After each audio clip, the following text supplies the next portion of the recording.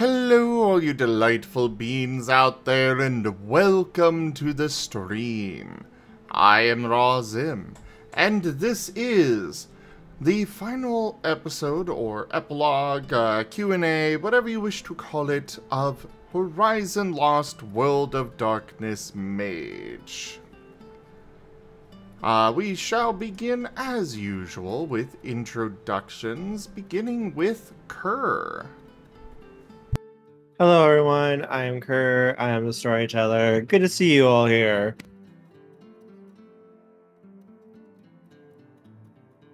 I am Nesil playing Alexis McKenna, or haven't been playing have. Had.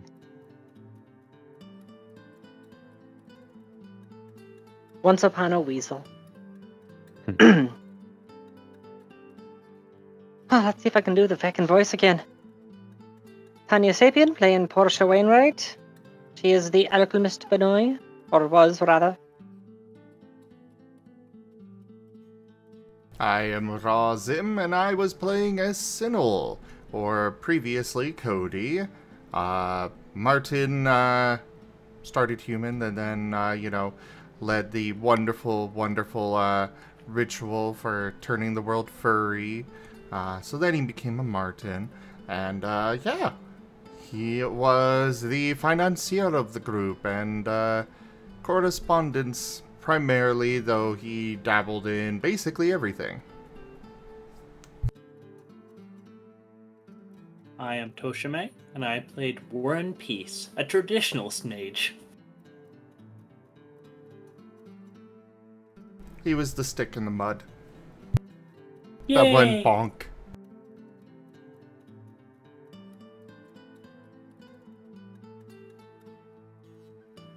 So, the way this is going to work, basically, the floor is open for the players and the viewers out there, all of you, to ask questions about the campaign, about the story that had taken place, where things might have gone from here past the end of the campaign, so on and so forth. Any particular secrets you may want revealed from the going-ons of the campaign. The floor is open. I know that we ended off in the midst of a combat tournament. I guess we'll go ahead and start there with where things would have gone from that, Kerr. Mostly that would have just been the last few fights, probably 2 to 3, and then after that it would have eventually gone to the final battle once you figured out, oh yeah, there was a really nasty spirit that tried to do this, to fuck up the world, and you guys would have had to dealt with it. And there's the swear jar. Womp womp!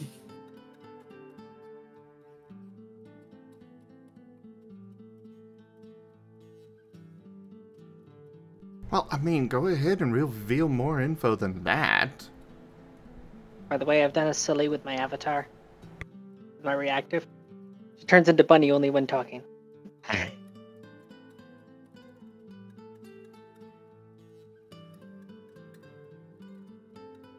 I'm trying to think of like what else to say, really.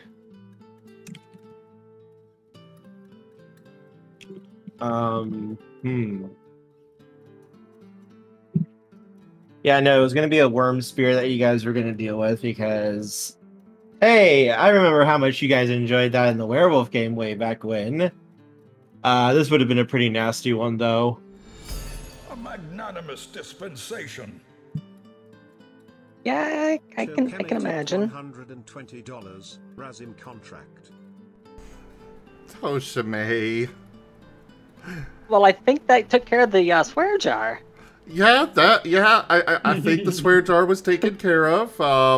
Just a bit. Thank you so much for that tip, though. I really appreciate it. Well, there wasn't a tip goal, but, thank you so much. Tip to the future. Yeah, the tip goal for the future has been made. Otherwise, yeah, no, I basically would just put you guys through your paces with some pretty hard combats, and I would have pushed you to the edge to try to force you guys to survive, because you guys are mages, and mages are scary, especially with prep time. The one thing we have in common with Batman. Well, that and Cody's gadgets.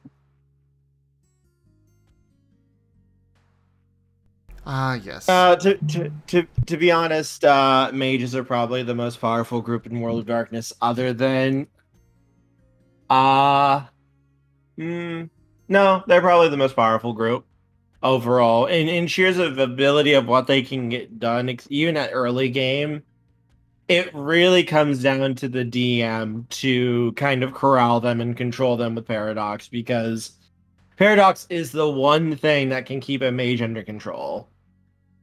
Considering, in most contexts, the only thing limiting a mage really is their creativity. So if you have an exceptionally creative mage, you need to be heavy with the Paradox, or they'll just break everything. So a mage, technically a mage with correspondence 2 to 3 and life 2, I believe is what it takes, is you only need to do minor changes. A mage with life 2 or life 3 and correspondence 2 to 3 can basically instant kill anyone who isn't supernatural by basically just inducing a heart attack. And the only way to keep a mage from just spamming that is Paradox. Because, yeah, you can get away with it once, especially if the person has a history of heart disease and stuff. You can get away with it, like, once. But the moment you start trying to do that multiple times, people are going to realize this shouldn't be happening. And that's when Paradox is going to go, so you have chosen death, and punch you in the face. The moment that a sleeper goes, hey, wait a minute, who are you? Well, it's not just that, it's the fact of multiple deaths have happened all in the same manner. This shouldn't happen. It doesn't necessarily have to be that people don't believe it. The thing is, people make it worse. When you actively have sleepers who disagree with it, then you get punched even harder. But no, in this case, it's like, imagine reality itself is a person watching you. And whenever you do something, reality is always watching. Right. And no matter what you do, even if there's no one watching, reality itself will see what you do and decide, is that kosher? Is that okay? If it judges, no, that's not okay, you get hit by Paradox. No, it's perfectly kosher. See, I only stripped the meat from the bones on the top half of their body. Even then, even coincidental magic can get you Paradox. It's just coincidental magic is much safer and easier to avoid Paradox. And when you do get Paradox, it's much, much less. To be fair, though, to the mages, sometimes you have to pull out the vulgar magic, otherwise you're going to die. So question, if I was able to accelerate someone's heart, no one would necessarily see that. Right? Would that be considered vulgar?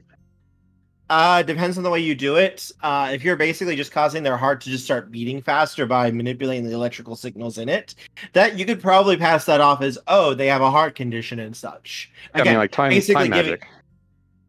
Theoretically, if you could make it look like a heart attack, sure, that would work. Yeah. Again, the only issue is if you try to do it multiple times, because then reality's just looking at you going, really? This guy has a death note? What's going on here? Yes. Then reality goes, no, I see what you're doing. Bad mage. Bad mage. See, if Portia was so inclined, since she has, is it 6 in life that she ended up finishing out the campaign with? Yep. Yeah, she could just go, okay, so I don't want this to trace back to me easily, so I'm going to shut down your kidneys, so you've got about 3 days. I'm going to shut down your liver, you've got about a week. I'm going to give hyper-aggressive cancer, you're going to die a month from now. then you probably would not get that much paradox. You might get a little bit from like coincidental magic from using magic so many times at once, but it wouldn't be that bad. And even then, you could probably get away with that, especially if you're working in a hospital or you arrange things to make it easier to do such things or because pull it off. Someone's gonna go. Portia in a hospital. Yikes. Yeah, someone's gonna go.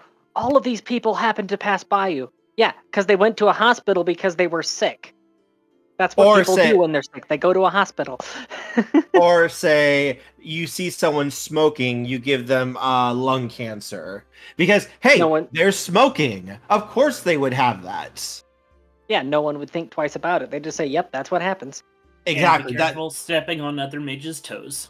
Yeah, you want to be careful of other mages. Actually, so fun fact: the reason why a mage doesn't always win the lottery and stuff is because the technocracy is watching for those sorts of things, and the moment they see it, they go after the mage who did it. The syndicate is specifically in charge of that one. So, if the technocracy is doing random checks of patients in the ICU, and they happen to notice a lingering bit of quintessence around somebody's hyper-aggressive tumor, they're going to be like, okay, let's see who they've had contact with. Yeah, so the technocracy actually doesn't care a ton about mages who are extremely vulgar because reality will sort them out for them. They don't have to do much. They'll do some, damage control to try to minimize what they're doing and to make sure the sleepers don't realize shit's going on. But when it comes to killing them, they don't need to. Reality's going to do it for them. They don't need to waste the manpower on that. Yeah, the only issue is when they hit that critical mass and become a marauder. That's what I was going to ask. So a marauder is not usually made by a mage going, okay, take back. It is possible for a mage to become a marauder. It's very rare for them to specifically go from mage to marauder, though. That's not very common to happen. Usually what you have happen is a person awakens as a marauder. That is usually how you're going to see 90% of all marauders showing up. Go ahead. Oh, and I was just going to answer Burrito's question. I thought you were done. Oh yeah, no. So when a marauder shows up, then the technocracy gets involved immediately, and so do mages as well. Because when a marauder uses magic, it doesn't affect the marauder. It affects every nearby mage and smites them with the paradox instead. So, Burrito, to reply to what you said there, yeah, before the reality switchover happened and Anthros just became standard fare on that world, yeah, Portia, whenever she wasn't around sleepers, would actually change herself into a jackalope form, but she would always switch back to human anytime that she was around sleepers, because she preferred the jackalope form, but obviously, if you're walking around as a furry in a human world, people are going to be like, hey, what the hell? And comes the paradox. But usually the marauder will either A, get killed, or B, get yeeted out of reality because reality gets sick and tired of them. But they can cause a lot of damage if they are not minimized and dealt with.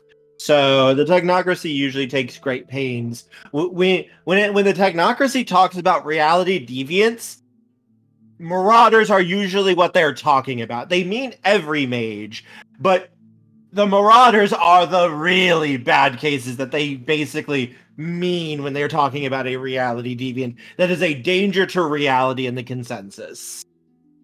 Yeah, and you end up having situations like the Common Rider arc that we had. Yep, because that's what they can do. They will literally take their beliefs and impose it on the world. And whatever they think is true will happen. Speaking of which, I actually know a lot more about Common Rider than I did back then, because another server that I'm in, one of the people in there has become obsessed with Common Rider, and anytime they post a reaction GIF to anything, it's always a Common Rider GIF. I approve. That wasn't a marauder. Yeah, he was. The one that did the whole arena with all the zombies and everything was belt based and stuff. That was Marauder. Yeah. That's why it was such a huge deal that Portia was able to cure him. The other big one that you usually have to deal with, and this would have come up once you guys got into the final boss too, because you would have dealt with one of them, is a Nefandus. The Nefandi are kill on sight. Yeah. To all mages and technocrats. Yeah, they can't be saved because a Nefandus actually actively chooses to be created, right? Not necessarily. Not necessarily. So there's two types of Nefandi. There are the Callborn, which are so in order for one of them to be born, so to speak, a mage has to go to basically the same place where a werewolf becomes a black spiral dancer. And there they encounter what is called a call. And if they willingly go into the call, it will rip out their soul, drive them insane, tear their avatar apart, stitch it back together inside out, and then stuff it back inside of them. And that avatar will forever be set to, instead of trying to ascend, it will try to descend and reduce the world to primordial darkness. That is normally how a Nefandus is born. However, avatars reincarnate. So if you kill a Nefandus, that avatar will go to another person and turn them, if they awaken, they will basically be a Nefandus from day one. I think the Windelshan are what they're called. I have to go back and find out what the word is. Winderschlein, maybe? This begs the question. Is it possible to destroy those avatars? And also, I mean, technically they say it's impossible to cure a Marauder, but that has been proven wrong, so it's possible to cure them of that. It would take extremely powerful spirit magic. Like, you would need, like, spirit 8 or 9 to try to do that, plus, like, mind 8 or 9 to fix the damage, Basically, we would need to, 1, enlist the help of the dragons, 2, enlist the help of the technocracy in order to keep the avatar contained, and 3, a lot of time and effort. Yes. No one has ever been able to fix a Nefandus. They've tried. It's never taken, even by, like, the archmages who've tried to do it. And the Nefandus usually drags everyone down with them. There is a ritual called Gilgul. Normally it is technically frowned upon to kill a Nefandus because they will just reincarnate. But, you know, they're Nefandus. If you cannot capture them, kill them. Do not question it. Kill them. If you can capture them safely, then do so. And then both the mages and the technocracy have a method to do this. Where they will basically, the ritual will tear the avatar out and destroy it. And that's what they use in order to destroy a Nefandus permanently. Now, either that or throw them into the Avatar Storm. Yeah, that works too. Now all I can think of is Baloo and Shere Khan. Let go, Baloo! Are you kidding? There's teeth in the other end. Yeah, Trying to contain Nefandus be like. The Nefand, and one of the most dangerous parts of some of the Nefandus is a lot of them are just like crazy evil. Those are not the dangerous ones. The dangerous ones are the ones who can act normal and be very, very manipulative with what they do. Like there was one Nefandus who literally was an architect, and the buildings that he built were made in such a way that it allowed creatures from the labyrinth to enter reality, and also people who were in that building to basically get snatched and drawn into the labyrinth. It was really bad. So basically, like that building from Ghostbusters. Basically, yes. Nefandi who can hide their darkest urges while still, they're still going to be indulging them, but being able to pretend to be normal mages are the most terrifying. And they usually will grow in power just like a normal mage will. But their magic is the exact opposite of your guys' magic. They have a specific type of magic called Quill-Off magic.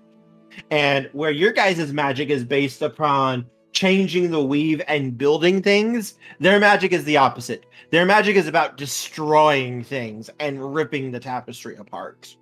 So where Sinel will use magic to connect two areas together and basically stitch them together, the Nefandis will literally just tear out the space connecting two locations to connect them together. So, like, with how you said quintessence is basically mana for the fair folk, the Nefandi magic, it just rips apart the wild? Yes. They literally are all about ripping reality apart with their magic, which is one of the reasons they're so dangerous. So is that one of those things where it would be very easy to enlist Domino's assistance in bringing down a Nefandis, since it's in his interest to help?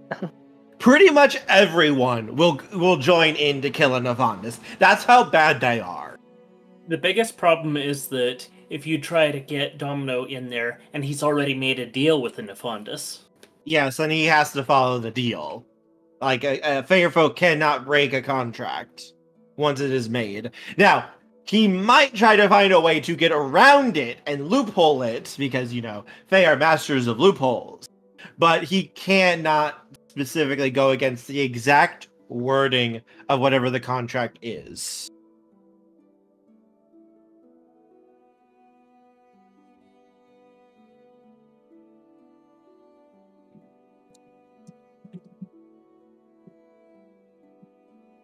So there was a question earlier from Lightpaw.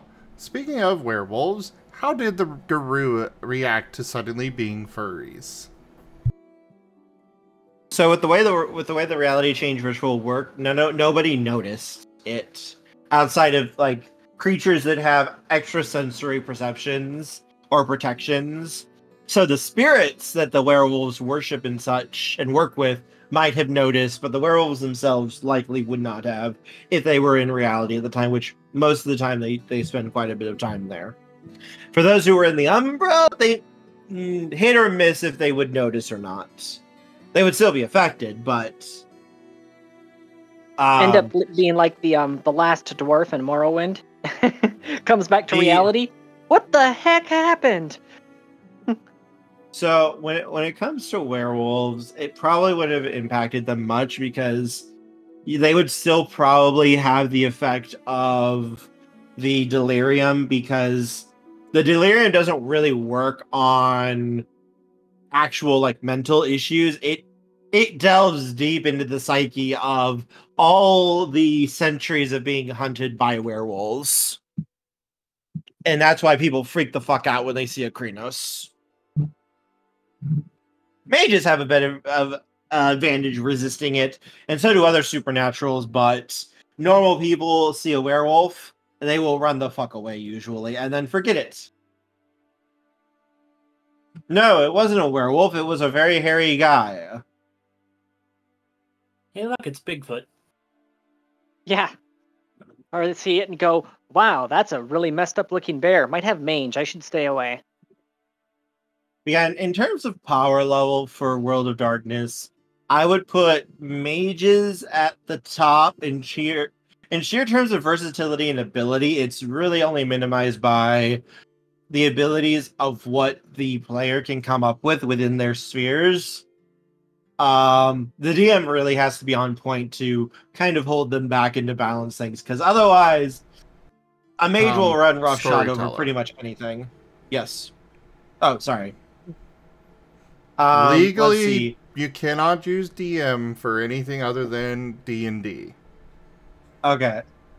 That's for everybody's note, That's why, for those that don't know, that's why I do, for those that somehow don't know at this point, that's why I'm so insistent on using the term storyteller or GM or such, because, yes, Wizards of the Coast got that trademarked. You cannot use DM for anything other than D&D.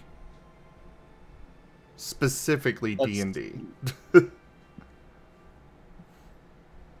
Imagine being the poor guru who turned into a squirrel or deer. I will say I do like the new story path system that White Wolf / Onyx Path has made. Very, very nice. Scion 2nd edition is now using it, and I've been looking at that. It's been really, really cool looking. You play the Children of Gods. Oh, that's good, right? Yes. He doesn't talk about my scar system like that.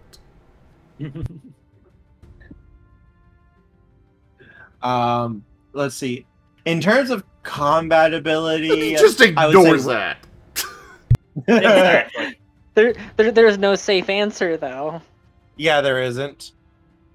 In terms of combat ability, werewolves are probably the scariest.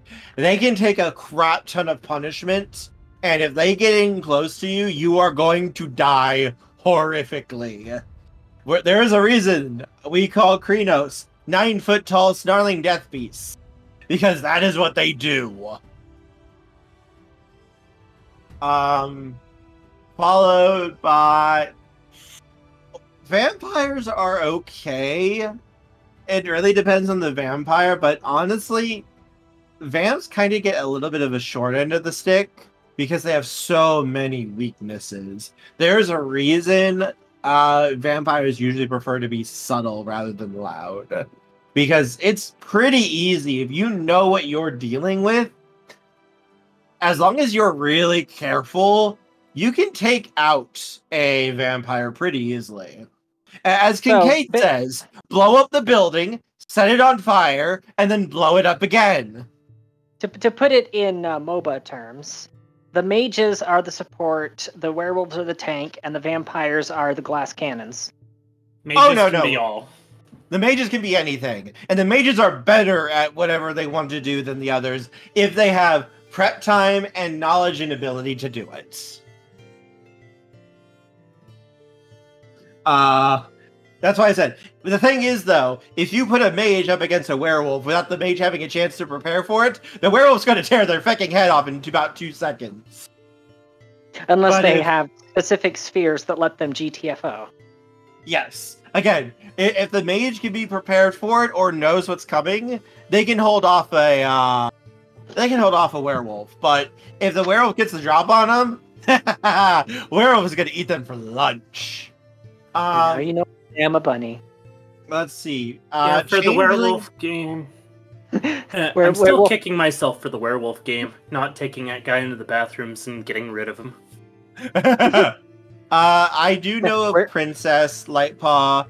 In terms of ability, I would rate them above Hunter, but probably lower than most of the Supernaturals. They do have some unique abilities, but I would not put them very highly in terms of just overall powers and abilities. They do have... Go ahead. I was trying to slip in a quip. So yeah, werewolf goes growl. Bunny mage goes, well, goodbye. Changelings are... It kind of depends on what the changeling is. They kind of can fill any sort of role, but they're not going to necessarily be the best at it. But they do have some very unique advantages that other supernaturals do not have. It really kind of depends on what kind of breed and like what they were used for in Arcadia. It really kind of determines what they're going to be. Like if you go up against a troll in a fist fight, the troll's going to friggin' break your arm off and beat you to death with it. But then you go against an elemental, the elemental could just set you on fire. Or ice, or lightning. Depends on what kind of elemental they are. Go against a red cap and you're going to get eaten. Mm-hmm. And then, of course, you know, at the other end of the spectrum, you have the ceiling fan, which is only a threat if you're too tall, or the end tables, who are only a threat to your shins. But the key for the changelings, though, is iron.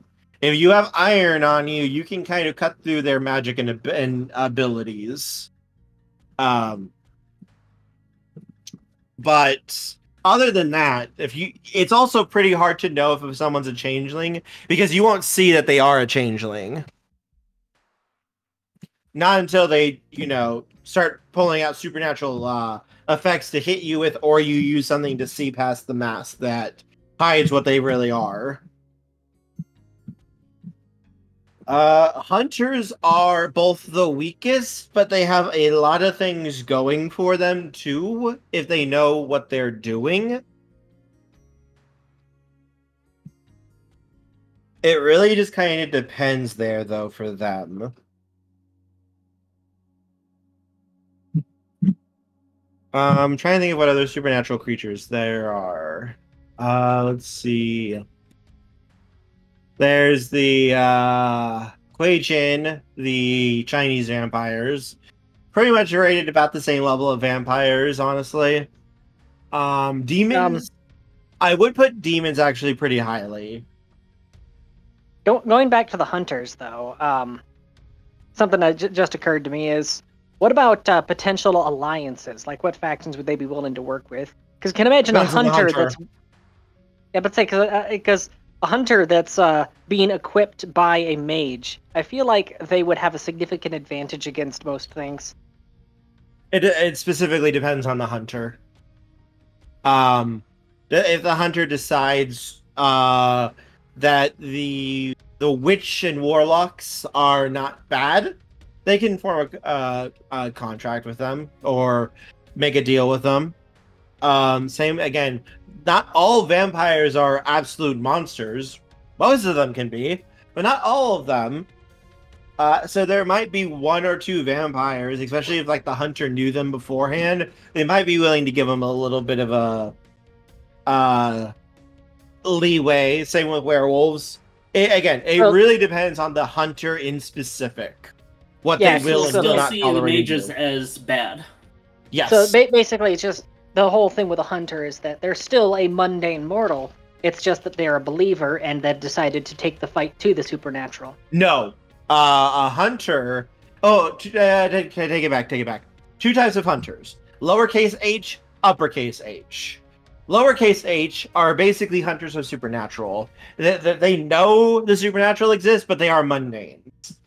Then you have the uppercase hunters who were literally chosen by angels to fight back against the darkness and were given some abilities to help with that. Those are the normal hunters that when people talk about hunters, they're talking about the capital H hunters. Okay, so capital H hunter is much more likely to have a rigid belief structure, but the lowercase hunter, they're more likely to compromise and be willing to make alliances. Both of them are. It really depends on what creed the hunter follows. There is like the creed of mercy, which is about protecting other people, as well as protecting. There's one group of hunters called the Redeemers, whose whole thing is to try to find supernatural creatures that want to be good and either find their humanity again or to not hurt people. And in that case, the hunter will do everything they can to help that creature, but they're still gonna frickin' kill monsters that, are dangerous. Buffy would actually be a very good example of a hunter. She actually would be a pretty good example of a hunter.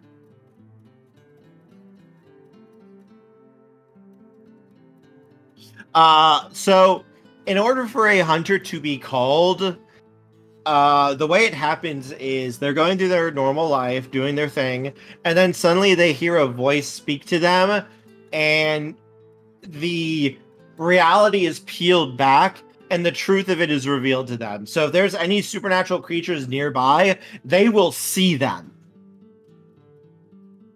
You've now completed the tutorial. Open exploration is now available.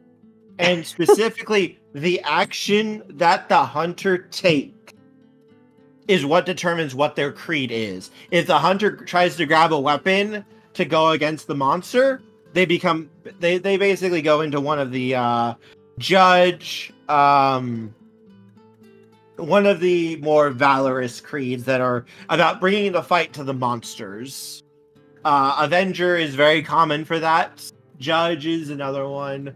Those are like the two bigger ones for that. But if say the hunter goes for a fire alarm to pull it to evacuate everyone before confronting the monster, they might become a guardian instead. Their goal is to protect people from monsters. And they don't necessarily have a problem with monsters that don't hurt people, but they will step in. Sinel, you would know this. Michael would be a guardian. Pretty much all the Knights of the Cross would be guardians. So Hunter. basically, Guardian or Redeemer. Basically, whichever angel or higher being or whatever that's decided to endorse that person, or sponsor, that's the word I'm looking for, sponsor the person. There's only two. Wait. Okay, well, whichever of those two. They just wait for a really opportune moment, and then they basically turn the awakening into a trial.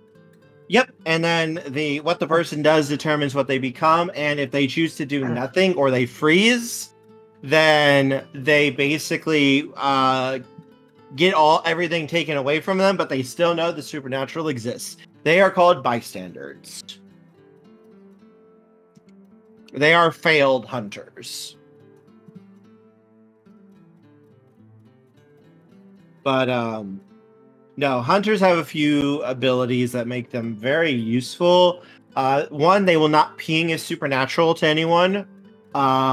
Two, their edges are invisible to supernatural creatures. So a supernatural creature will not see some of the edges that they can use, and it can just no-sell them. And they when you say edges, you're referring to their abilities? Yes, their abilities. They do have also what's called Hunter Sight, which is a very useful ability.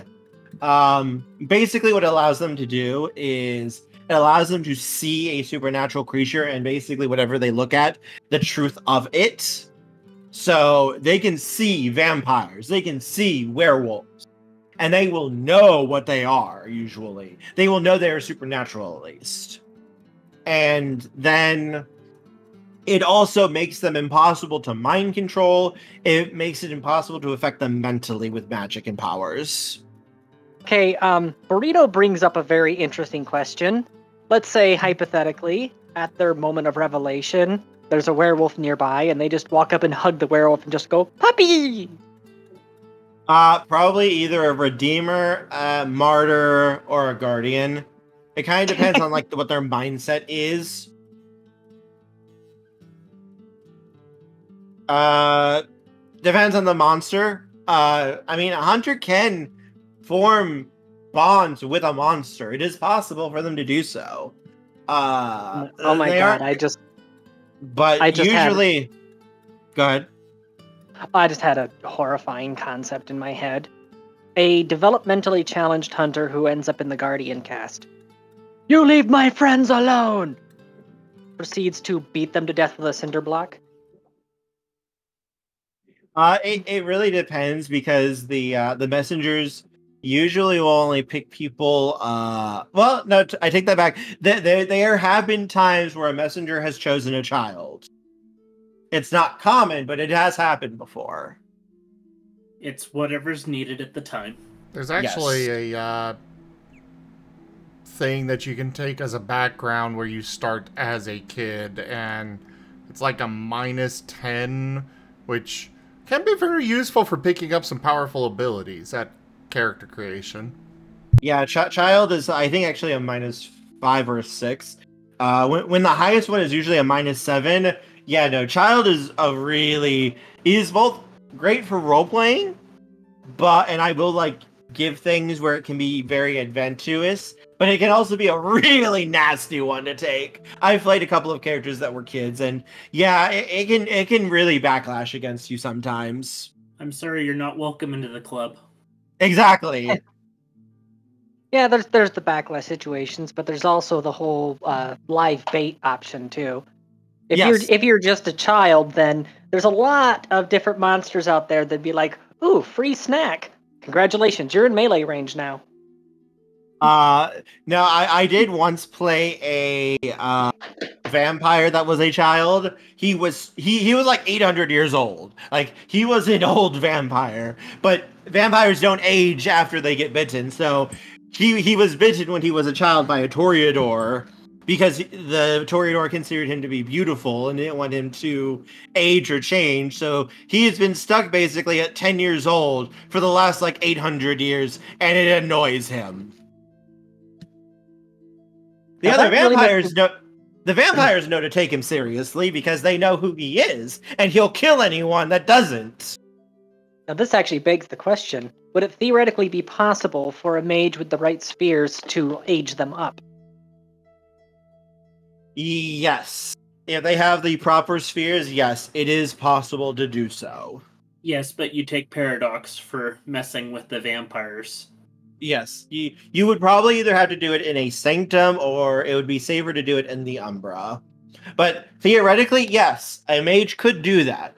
Some vampires might prefer it. Other vampires just don't really give a shit about it anymore.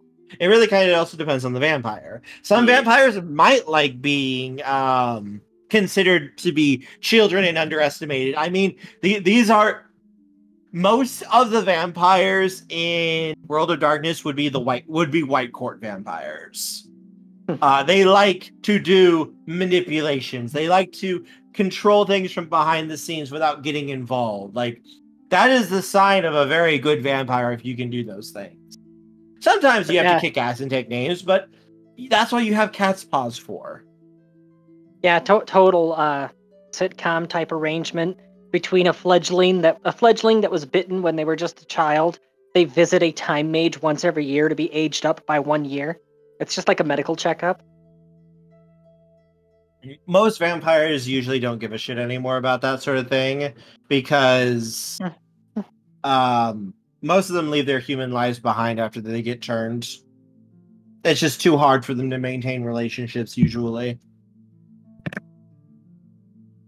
Well, it would depend on who you have relationships with. Like, for example, they had a pre-existing relationship with a time mage. Fair, and if it wasn't pre-existing, don't worry, the time mage can fix that. Let me put it this way: humanity. Yeah. One of the things you never want to see, though, is what happens if a werewolf gets turned into a vampire.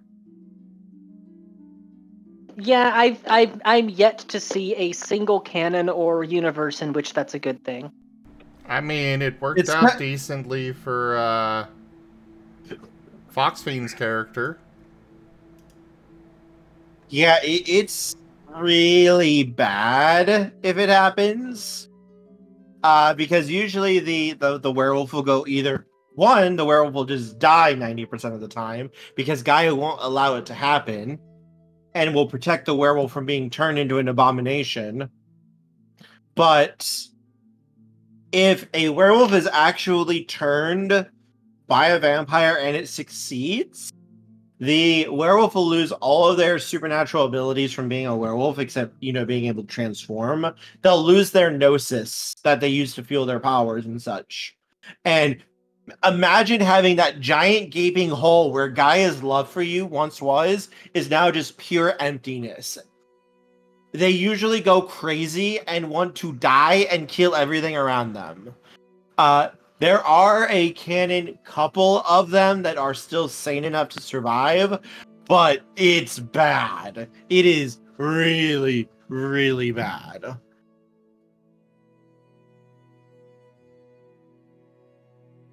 Well, see, what you have to do is you just have to find things to fill that hole. Like Vanny Vitty Vixen did. She just collects pets. It makes her feel less hollow. Didn't say that it worked, I just said it's what she does. She's trying.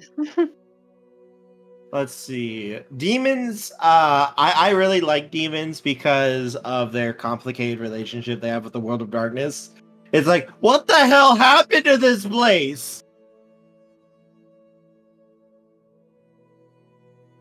Technically, I don't believe there are any vampires in World of Darkness. Vampires cannot have children. It is impossible for them. Now, you can get humans who have supernatural vampire-like abilities, basically super ghouls. That is possible. I have made a couple of characters who were that. They're very fun to play with because they're still human, but they can learn vampiric disciplines.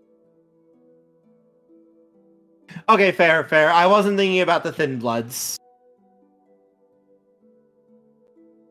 Also, I do want to try and focus this on the Mage, Mage Horizon game. Lost.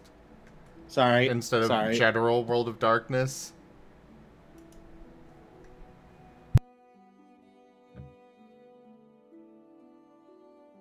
And we never took care of Gree, the person who stole the Raven Lord from Domino. I'm sure it will be fine. Some of the things that happen also are things that will lead into other World of Darkness games because everything in my World of Darkness universe is connected. So now every World of Darkness game I run in the future will have furries in it and be an option for people to play. Yep. If anything, that's just an upgrade considering the type of people you hang out with.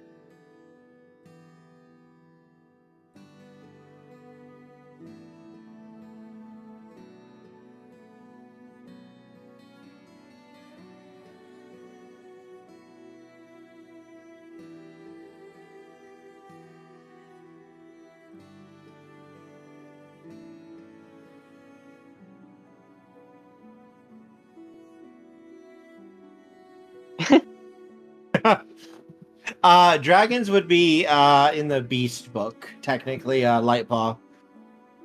Yeah, not exactly a playable character. I think the closest you'd be able to get to that would be to be a reptilian changeling. No, you can play a Beast. They have their entire book. You can play a dragon. Aren't the dragons like primordial though? You can play a Beast. They literally have their own book for them.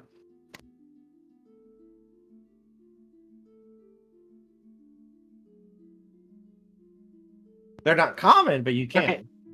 Okay, so to clarify, are all of the dragons primordial, or is it just that there are primordials that are dragons?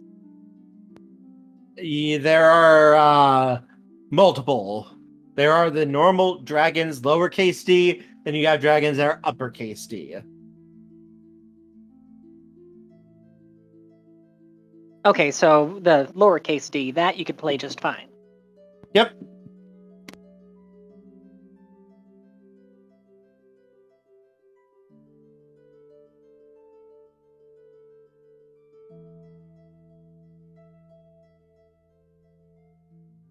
I think the uppercase D ones are more a situation of you just trying to come in as, god of the world, basically. Somebody that's super well established in the canon of, the lore of the world, as opposed to brand new character. Yeah, uppercase D usually goes with like spirits or gods and such. And if you're playing as the power character, there's only one person you could be playing as. And Kerr knows who I'm talking about. Mm-hmm. No, Paradox does not look the other way. Paradox will always hit you if you do something to attract it. Yeah, because Paradox is basically the will of the Weavers, so unless you have more firepower than, one of the three pillars of reality itself... Yeah, no, usually Paradox will hit you because the Pattern Spires get really, really fucking pissy about what you're doing. And then they're going to take it out on you. Yep, they'll pull you into the back rooms and have a sit-down meeting.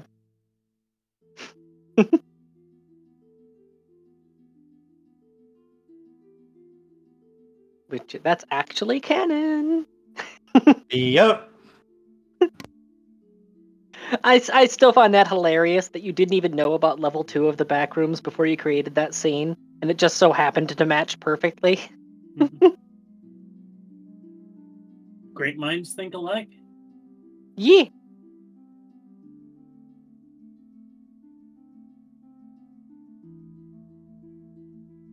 Oh my god, yes.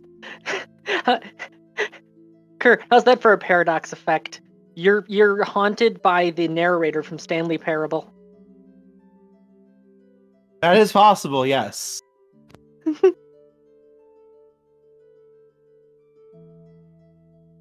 To be fair, it also might just be your own insanity.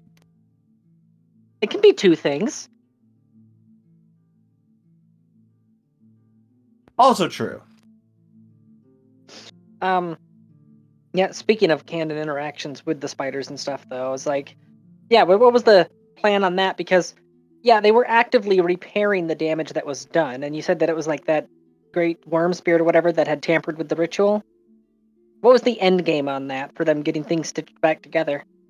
They would have been able to fix and repair everything. And it would have taken time, but they would have been able to get everything set back up, except, there would be a new normal. And they don't like change. Yeah. But they had to accept it. Yeah, the Weaver wants nothing more than to turn the entire world to stone and to keep it completely unchanging. So the Weaver is not good. The Weaver is very bad. It is also crazy.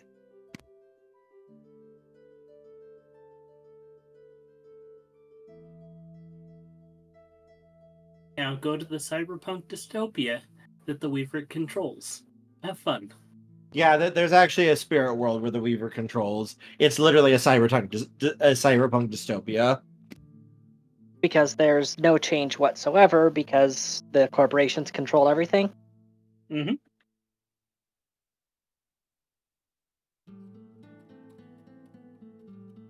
And don't let the werewolves in there. Yeah, don't do that. I wouldn't want to let any supernatural entities into a realm like that. That'd be dangerous. We've seen what Siddle can do with high tech.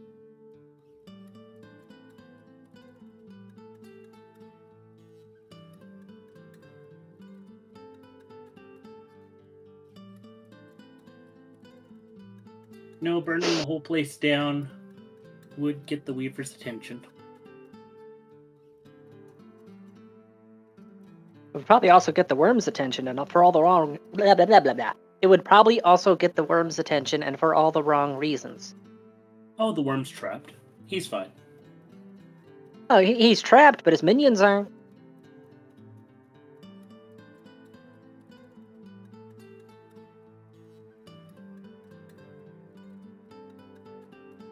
The worm wants to do bad things. Well, there's This is why we have to... What's up? There's an interesting question. What was each player/storyteller and each character's scariest moment in the campaign? For me, Tochemay. Yeah, just him existing. For me as the player, there were no truly scary moments, but there were a few times when I realized that I screwed up and there was no takebacks. And I was like, well, I'm gonna have to let this ride. For Portia, the character, unequivocally, when she stared into the face of a biblically accurate angel.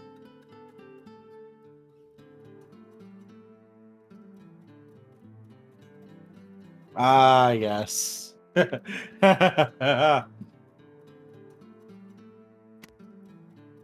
For Warren, it's when Domino decided, oh, I'm just going to change Warren's look and going to take his staff and change... Wait.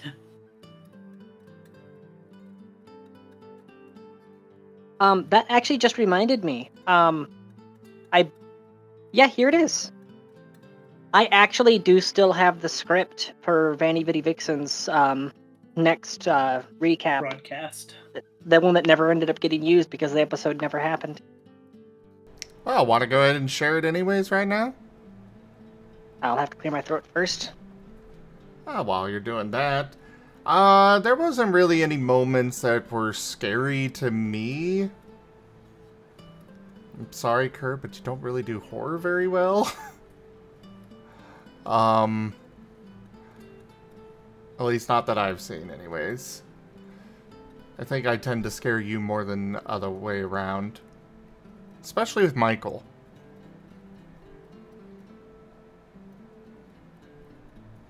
Mostly with a lot of the stuff that Cody/Sinel dealing with was more like, really, you're interrupting me when I'm about to pull off my magnum opus again?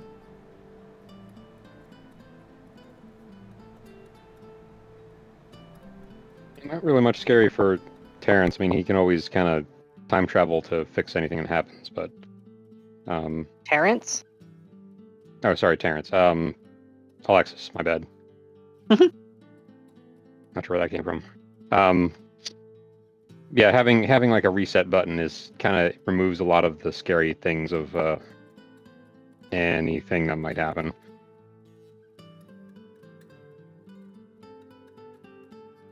And then All right. fetch soul.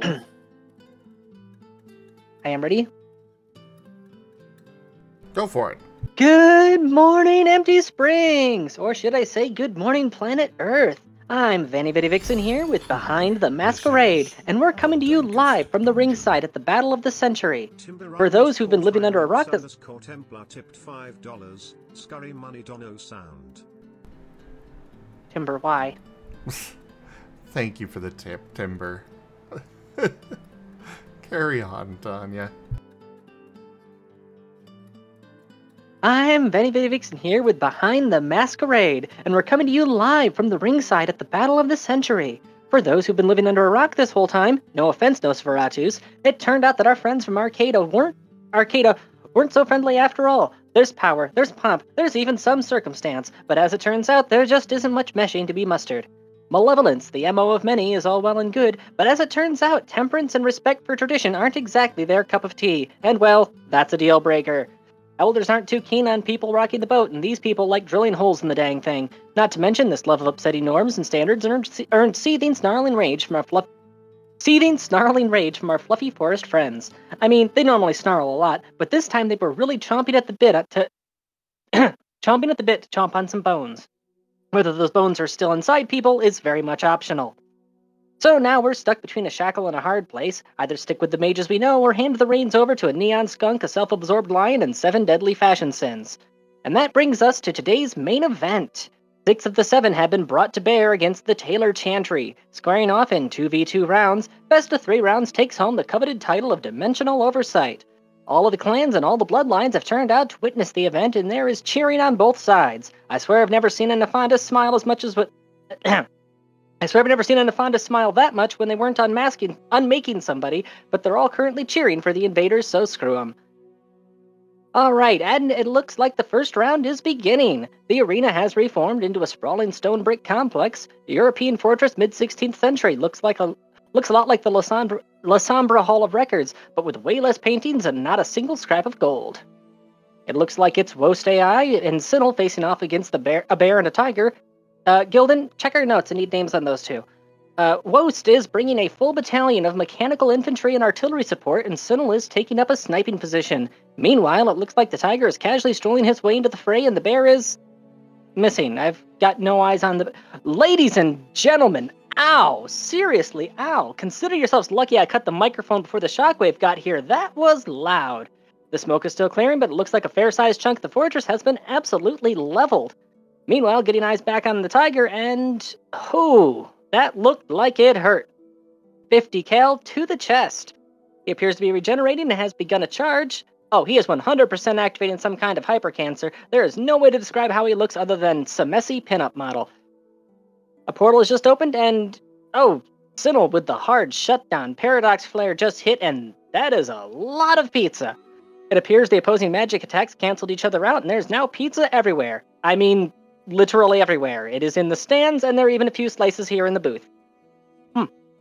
It's actually really good. The tiger is embedded in a wall. Sinel is embedded in a pile of pizza, and the bear is still nowhere to be seen. This fight is going to get a lot crazier before it gets any calmer. Gildan, hold still. No, stop. The cheese is just gonna... if you keep... yes, I know it's in your eyes. That's because you keep rubbing them. Ladies and gentlemen, we're going to go to a brief commercial break while I attempt to rescue the great and powerful milquetoast chicken from the consequences of his own actions. Beautiful.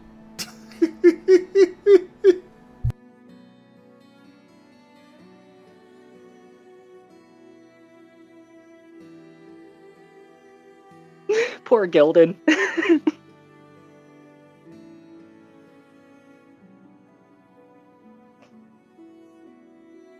That was what was going to be the recap if the campaign had continued. We were planning to bring the campaign to an end anyways, but things behind the scenes happened, and we decided it would be best to just go ahead and bring it to an end early.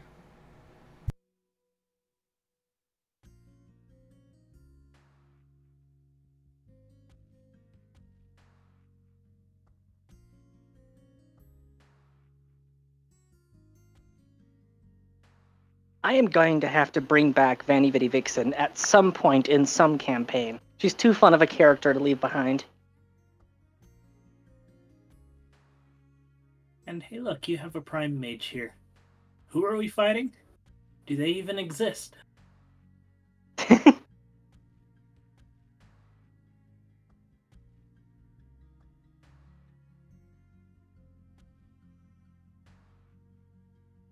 Foxfru, the reason why is because I had already written that script up ages ago and was supposed to be the recap for an episode that just never happened. So it's nice to be able to actually share it. Actually, yeah, properties, details. Yeah, I created that on May 19th was when I wrote that. That's how long it's been sitting on my desktop unread.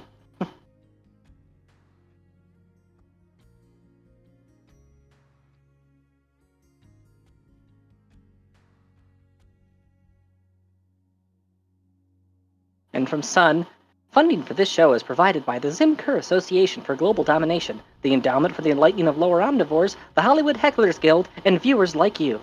Thank you.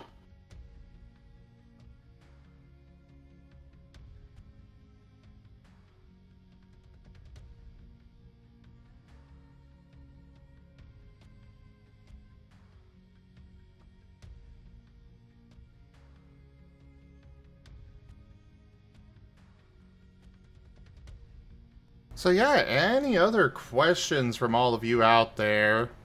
Or otherwise we can just let Kurt ramble some more. He's very good at vamping. It looks like right now we're getting hit by an ad.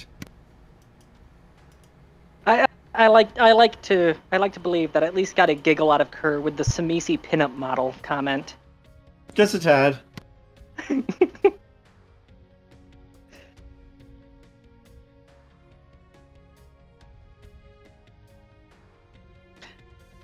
Yeah, see, Vanny's just in the mental state that she's like, well, the world might end soon, so I'm going to get all of my insults against the other houses out as fast as possible.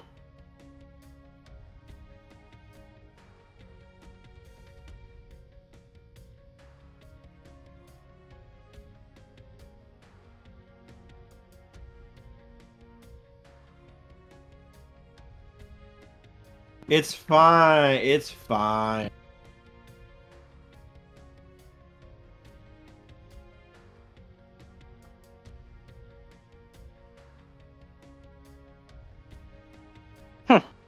Yeah, I just actually thought of something interesting. If I'm ever in a situation where I'm going to be participating in a masquerade game, I could totally play as Gildan Greymore and just take the trait where you have a sponsor and have Vanny be the sponsor. Yeah, that would be fun. And that gives me a opportunity to, you know, play a campaign as a Malkavian, which is always fun.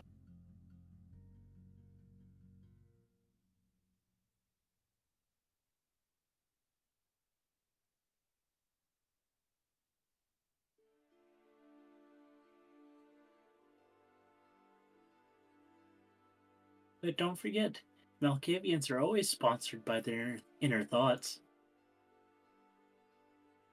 Which ones? They have several. Uh-huh.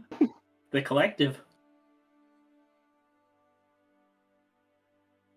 Rescue the great, powerful milquetoast chicken from the consequences of his own actions.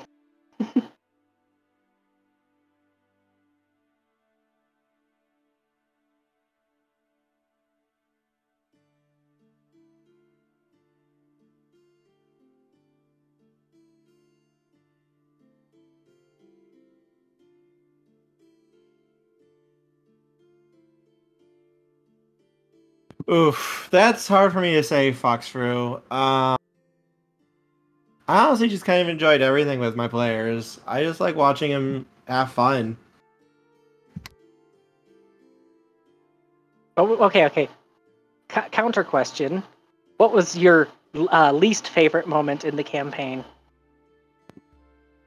Bonk. Which one? Yes.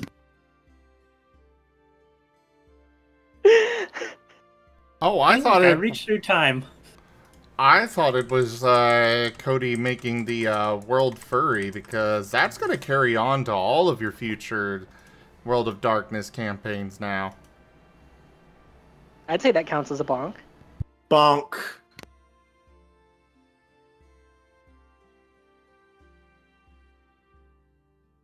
Just any time that one of us completely breaks one of Kerr's worlds or boss fights or whatever, that'll just forever be known as the bonk moment.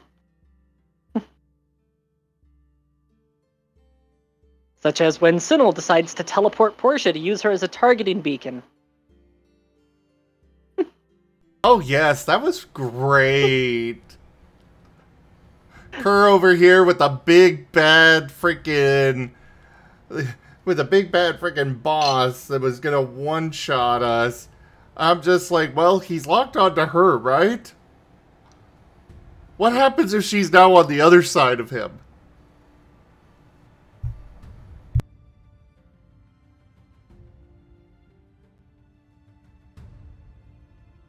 Fatal Ladle is the wrong campaign.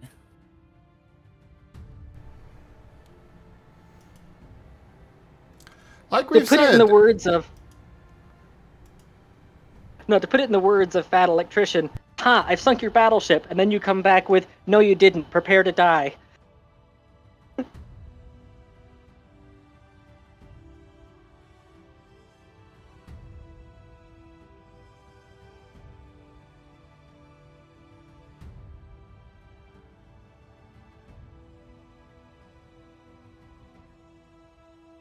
You have killed my father. Prepare to die.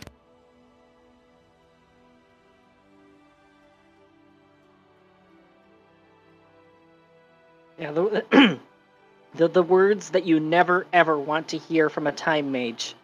No, I am your father.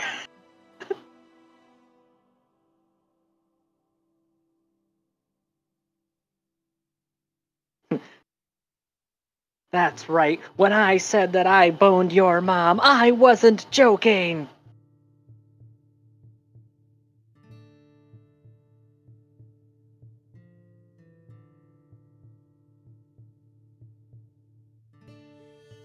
Hey, it's fine. No, it's not, Fox. Fine. Why don't you explain the bonk?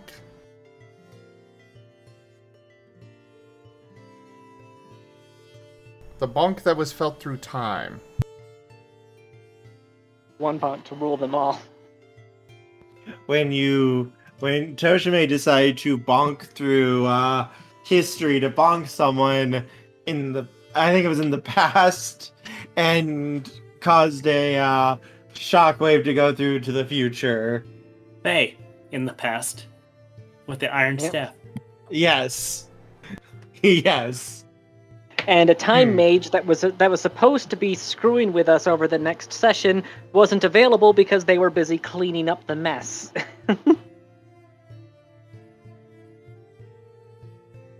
Basically, we were hunting down a fae that had done something with the mayor. I forget if... I think they captured or something, the child or something. It was the fetch soul.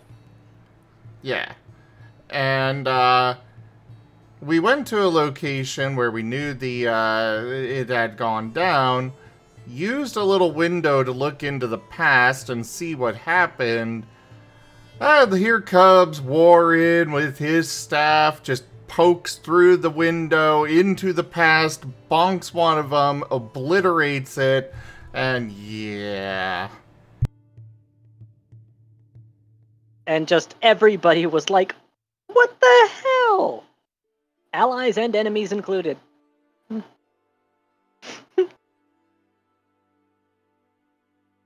See, that's the thing with Warren, is that he's very quiet and doesn't do a whole lot. But when he does do something, there's no predicting what it's going to be or what the ramifications will be. He's a complete rogue element. Tochemay is the definition of speak softly and carry a big stick. Literally.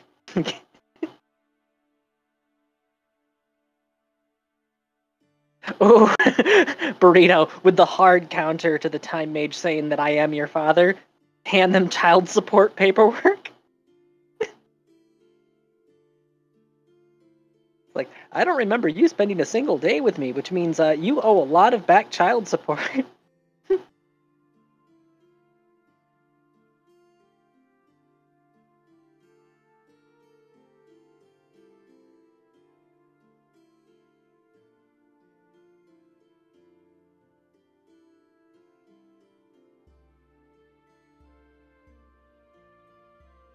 Oof, yeah, actually, that would be a very creative use of time magic. Well, how about this question for everybody? What was your favorite part of the campaign? Why don't you start, Alexis?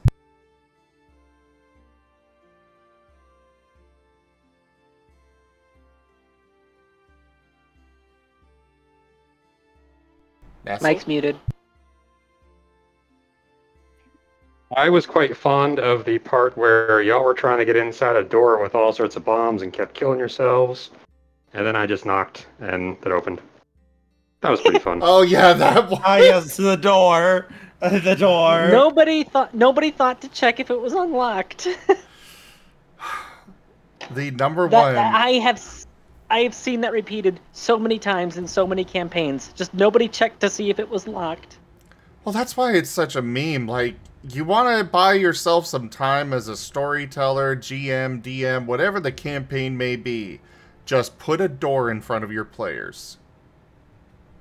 They will spend hours just trying to figure out if it's trapped or not.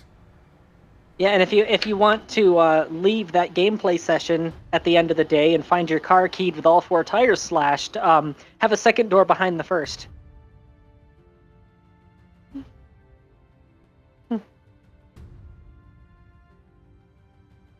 I mean, I've done it before where there was a door on the on a wall, but the door was not able to be opened. All you had to do was walk around the wall. And it took them so long to finally actually look around the room that they were in and discover, oh, this wall doesn't go all the way to the other end. And what's the purpose of the door? It is adventurer bait.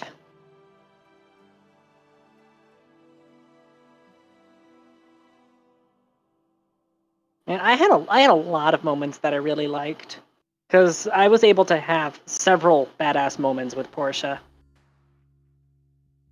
Although I did notice there's a recurring theme that her badass moments revolved around her talking smack to something orders of magnitude stronger than herself. It's like, yeah, you could kill me with one finger if you wanted to, but you're not going to, so I'm taking this opportunity to explain why you're a moron.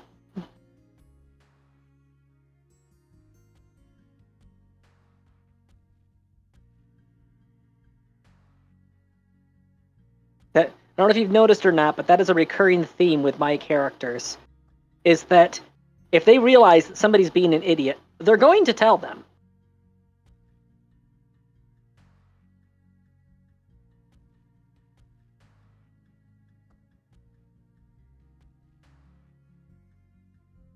So far, the only person who's been immune to that, her telling them when they're being an idiot, has been Timber. And that's because he just nods but doesn't understand a single word.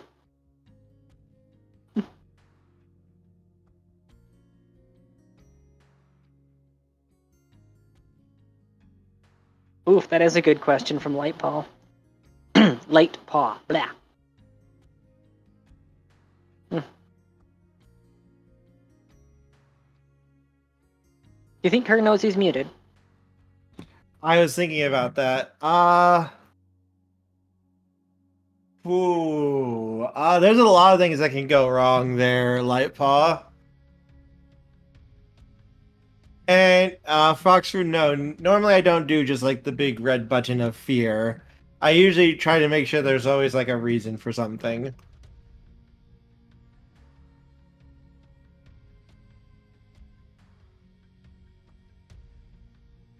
The only big red button of fear is, are you sure you want to do that? Yeah, that's fair. Yeah, I actually do greatly appreciate that. I know technically it's bad decorum for a storyteller, but when the primary goal of these games is for the players and if there's an audience, for the audience as well to have fun. So when you realize we were about to walk face first into a blender and you go, are you sure you want to do that? It is nice to have that little heads up. And I just choose to believe that from the character's perspective, that's just that little voice you get in the back of your head that says, maybe this is a stupid idea.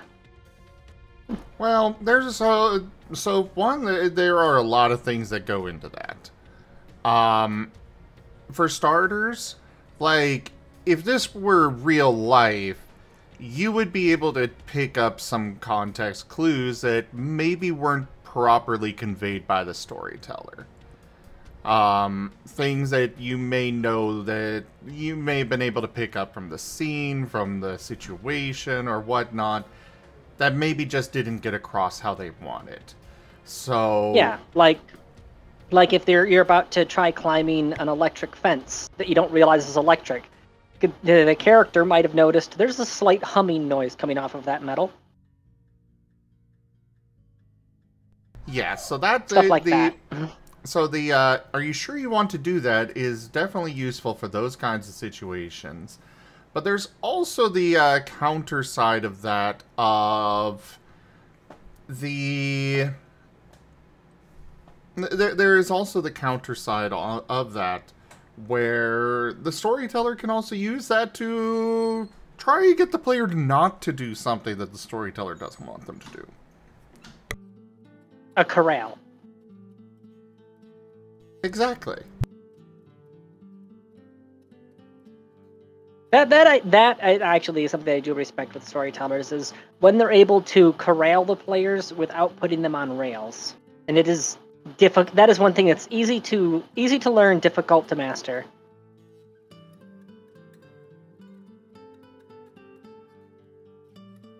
Though I do feel like more often it's us as players telling Kerr, "Are you sure you want to do that?"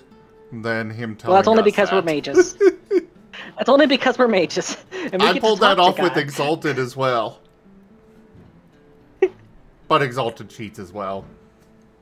But there are there's a lot of Kerr's games where I've been able to pull that kind of thing.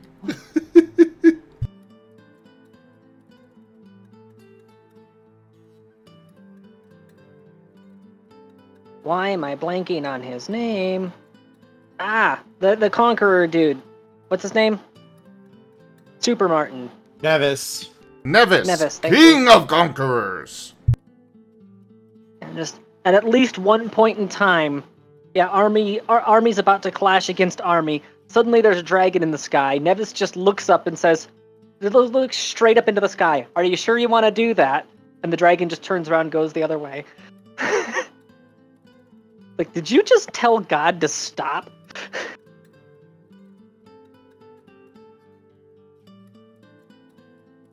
Hard to think that it's already been 2 years that this campaign's gone through. Yeah.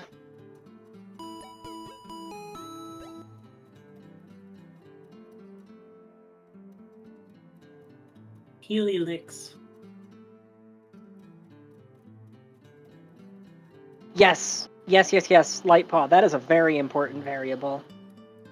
I will say that I will point out also that even if there are note takers, you can still forget things from one week to the next.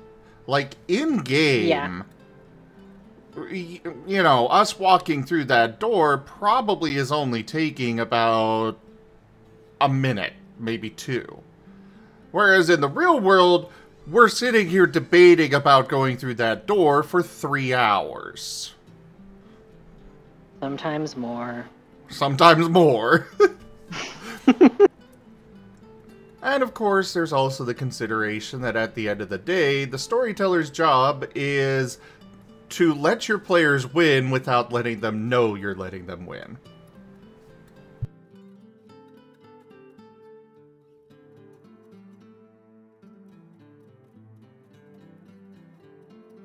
See, that depends on the storyteller.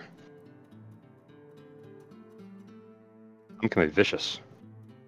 Well, yes, but the ones that are vicious don't usually wind up being storytellers for long. Yeah, Fair that is something that I've noticed, is that with the storytellers here in ZGF, most of them are pro player, and they want to see the players succeed and do badass things. But there's a lot of storytellers I've seen that it's like, if you just want to carry out acts of sadism, you know, there are video games for that. Go play RimWorld. Yeah, go play RimWorld if you just want to carry out acts of sadism. No, there's already a person, the game master, controlling that one.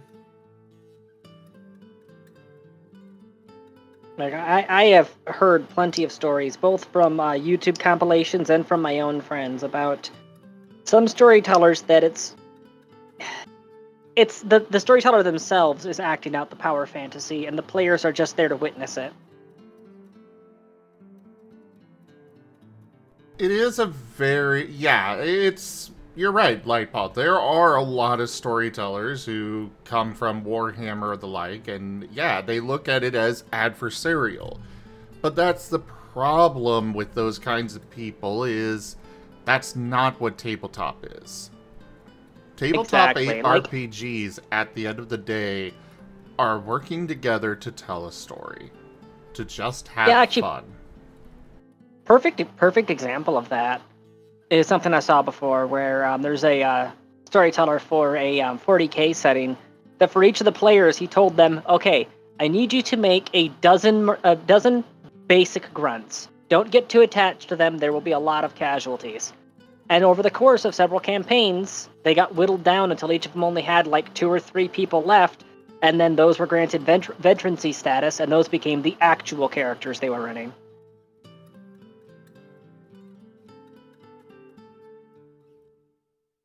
Because, yeah, in 40k, it is adversarial. It is, you're supposed to be up against absolute unmitigated horrors of the void. Blah. But that's not the way it is in other settings. Yeah, the All Guardsman Party. I think that's the one. And, Lightpaw, yeah, there's a lot of storytellers I've come across where it's like, yeah, you should have just written a book. Yeah. Because there's also that consideration that the whole point is you're telling the story of the players' characters. They are the main characters. They're the ones driving the story forward. You can't decide what they're going to do. If you think you can, go write a book. The single biggest horror story in that regard that I ran into. I mean, because there's plenty for just storytellers acting in reprehensible ways, but the single worst offender I ever heard of was one where the storyteller was singling out one person's character with just the worst of luck and refused to fudge rolls even the slightest, and always had the worst outcome until eventually they managed to kill off the character. And did not offer a chance of revive. They had some BS reason for why the body was unrecoverable, which did not even make sense for the setting. It's like, okay, fine, I'll write up a new character. It's like, no, here's your new character, I already made it. I'm sorry, what? Came out over the course of discussion that, yeah, the storyteller had written a character for them and was upset that they didn't use it, so they went out of their way to kill off the character they created to force them to use the one that they had made for them. Needless to say, they left the group.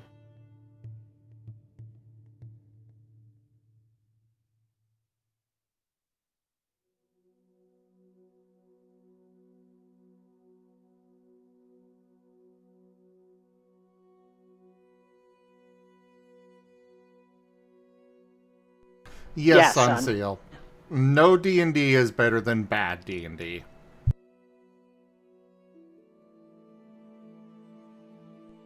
Yeah, Tiberian. There's a bit of a noodle reverse option.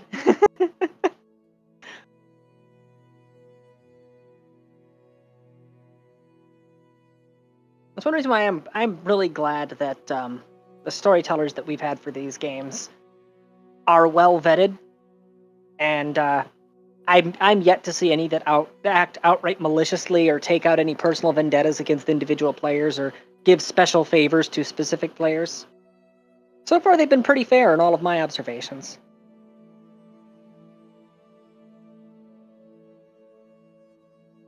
Although, I'm not there for every game, so there might be a few spots that I just wasn't witness to. There have been a few not so great ones. Boyfriend cards?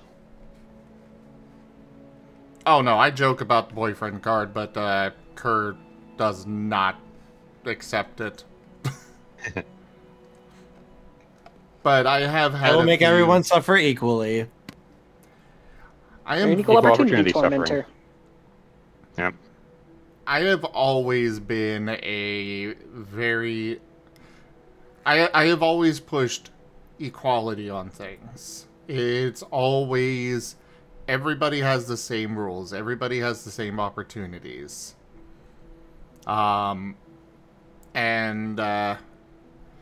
We have had some not great storytellers over the years.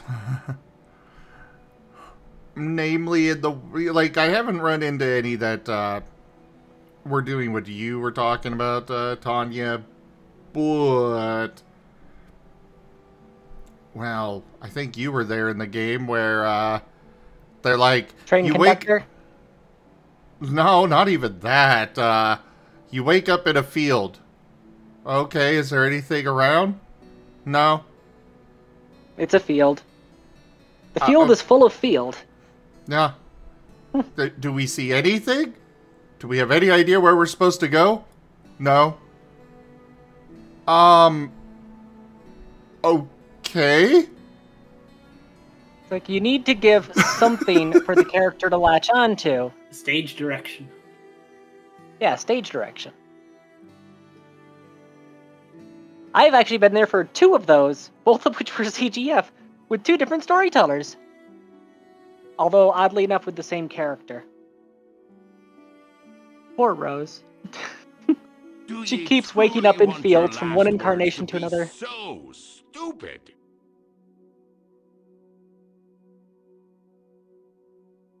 But no, I just realized 2 different incarnations of Rose both experienced the you wake up in a field and don't know where you are situation.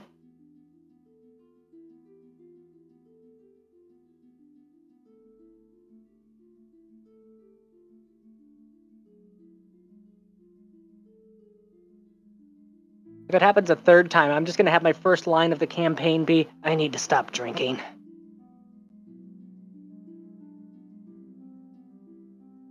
And does Portia remember the first enemies that we fought in this campaign? The Bane Spirits. We fought Bane Spirits multiple times. You're going to have to be a little bit more clear. It was literally several years ago, so... The upside-down polar bear with the rib cage ripped out and using that as legs digging into the ground. That when we were, shot into the Umbra? Mm-hmm. It was the very first one, Crumbling Walls.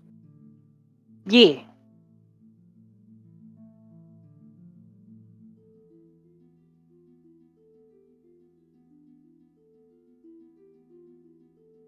Lightpaw, that one I've actually run into directly with one of the storytellers for the, I keep wanting to say Red Flag Rejects now. Ascent to Ascend campaign.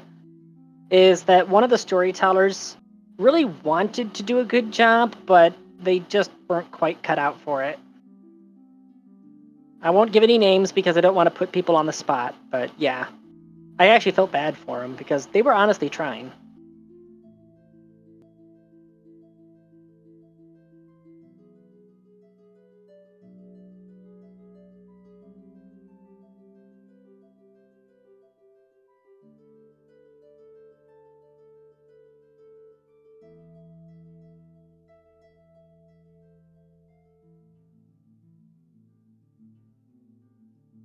Lightpaw? That's a mechanic that I'm gonna say that I don't think Kerr understands. When it comes to the CR for a beast, you don't add the character levels together; you average them.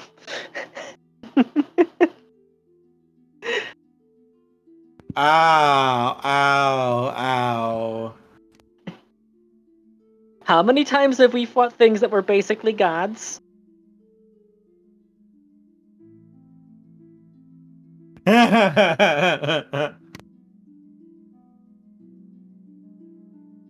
So, World of Darkness doesn't have that, so I kind of more or less have to take a guess at what your guys' power level and then go, okay, I'll try to craft something a little bit stronger and such. Well, I will also say, you don't do combat very often, Kerr. And so when you do pull it out, it's always that big anime flashy gimmick fight thing. Oh no, that's just how World of Darkness fights tend to be. That's why I don't do them very I'm often. talking about every campaign that you've run for I me like so far. I like the anime flash fights, and I greatly appreciate any time that I'm given style points or bonus dice. If you put me in any system where style points can award me bonuses to my rolls, you can be 100% sure everything will become a scene straight out of an anime or a manga. I will commit. I mean, I'm okay with that. I'm more referring to fighting gods every single time that we're fighting something. Instead of something that is more on our power level. Here's the... Okay, devil's advocate here. How many times did we lose to them, though?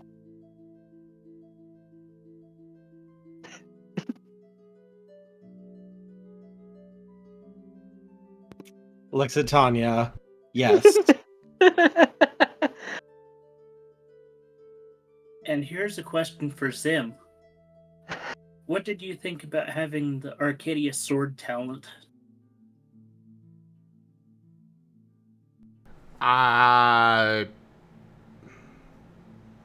It was a thing.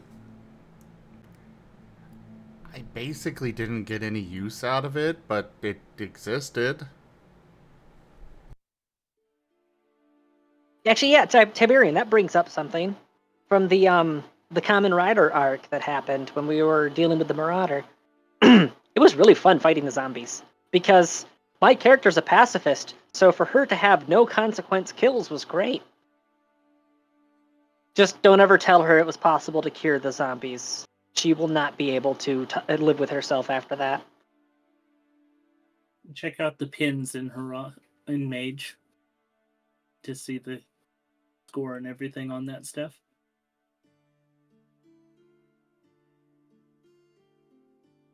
Oh yeah, the scoreboard's still up there.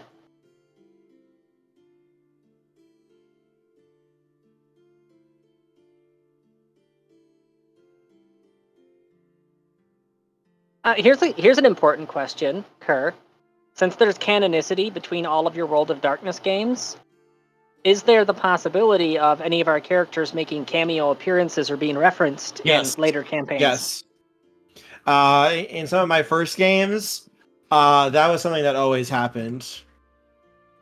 At any point in time, if you ever want Portia to make a cameo, all you need to do is tell me the time and place. If I'm not at work, I will attend.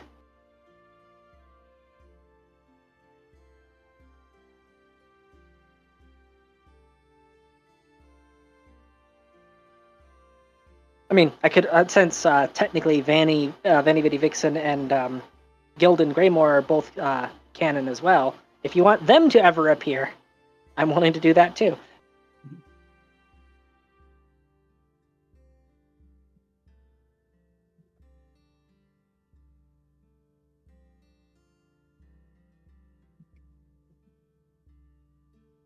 I'm sure you could find use for a Lasombra pet collector or a Malkavian reporter at some point in time.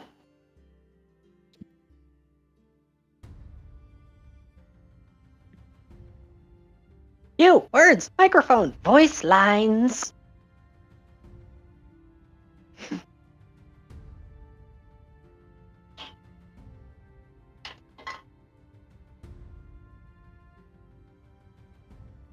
So anybody else have any questions or anything for the campaign or the story?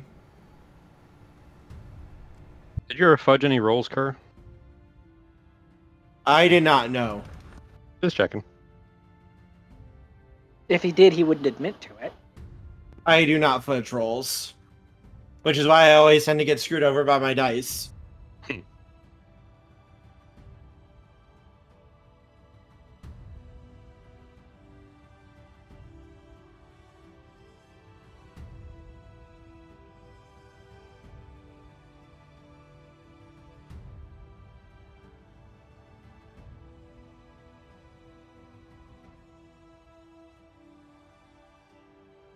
Were there any plot points that we did not... I'll let you answer Lightpaw's question first. If you had a chance, were there any choices or roles you wish had gone another way? Nope, because I'm here to tell the story, and the dice sometimes tell a story. So if that's the way it goes, that's the way I let it go. So the real storytellers. Well, this is also any choices that you wish had gone another way. No, you guys are the main characters here. I'm here to tell the story. If you guys want to make a decision, then you guys can make that choice. Okay, I have a question of my own. What is your most memorable botch from the campaign? That's hard. Yeah. A pizza roll. That'll be my vote. Pizza. That was good.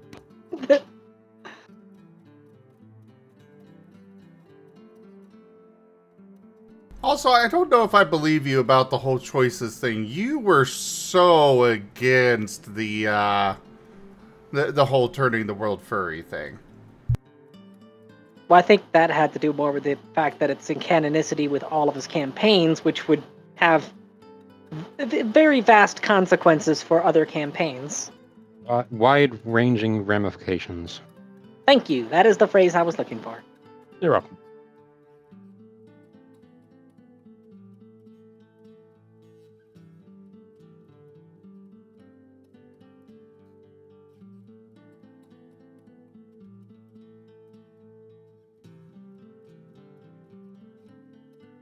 I can't really think of any memorable botches that I've had, but my most memorable, overwhelming success actually, again, was from the Common Rider arc. When I just kept rolling 10s and proceeded to turn a giant into a tree.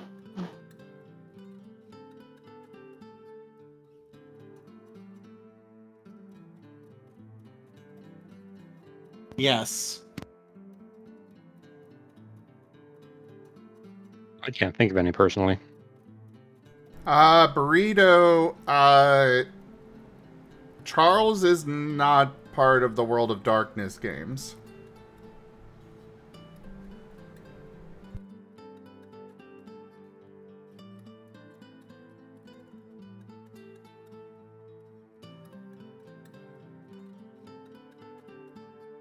Well, my question then. Also, Taldarius, just a reminder, we did agree to switching to a 6 o'clock start time, so you still got an hour. But my question is, were there any plot points that you had planned, but we wound up making you completely scrap? And what were they? Nothing too much. I think you guys were able to stay on track with all the plots, or I just altered them in order to basically fit everything. So usually I was pretty good with rolling with the blows, so nothing ever got shattered. The hospital. I would just have to figure things out and alter them as we went. And all this campaign is on YouTube.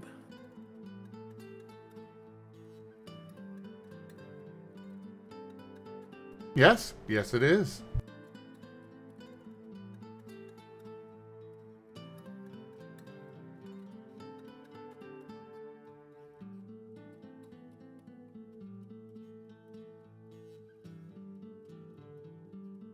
Yeah, once again, all my phone stuff sorted out, so the data plan's actually fixed. tempted to, just for old time's sake, just listen through the entirety of the campaign from beginning to end over the course of a week. Yeah. That's going to be an endeavor. Well, that's what need more than a week. Well, see, that's what 2x play speed is for. Remember, I work 10-hour shifts. 2x play speed, 10-hour shift, that's 20 hours a day.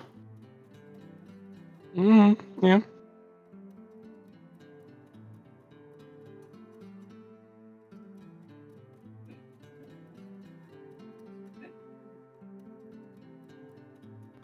Usually I just have things go as they go. I let the players do themselves. So I do want to make sure... Oh, good. Sorry. Just for the recording and such, because it's not so easy to see the questions on, stream. Lightpaw is asking, what was the biggest reach you had to do to make a plot point happen? Usually I just follow along with the players.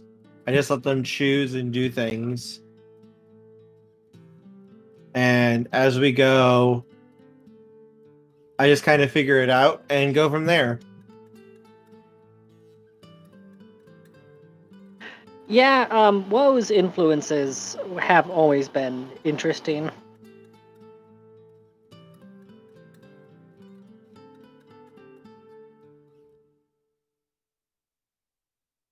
Unfortunately, for various behind-the-scenes reasons, I'm not going to go further into detail on that stuff.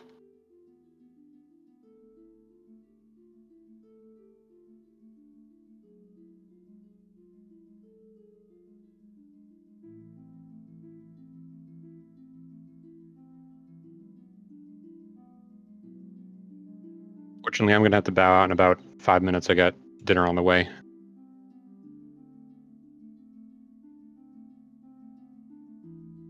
That's fair.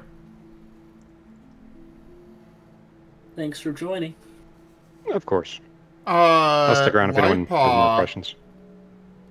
You're not allowed.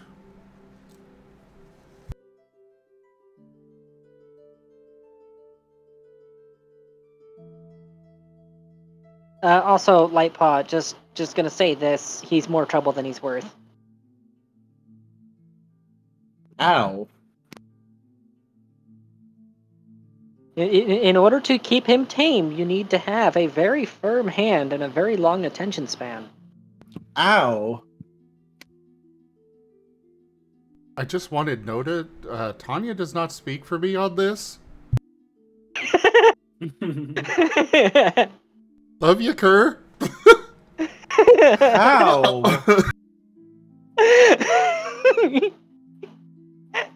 I am an architect of chaos.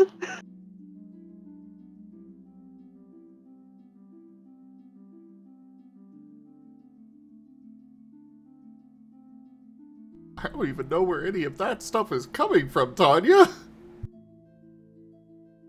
Just me poking fun at him to see what kind of reaction I can get. Because it's fun to poke him.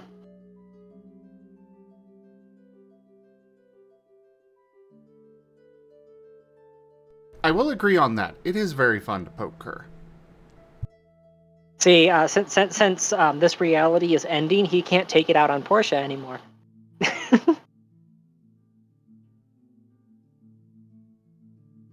We do still need to figure out if and when we're gonna do another campaign, though. We need to figure out times for that. Yeah, I mean, I'm really looking forward to hopefully that Digimon campaign kicking off. I'd really love to start playing Serene, but at the same time, there's just scheduling and the Sunday curse. That's why I want to move it off of Sundays. Sunday curse, you win. At least for this one. You got half of it. Can you please just let ATA work and we'll go elsewhere.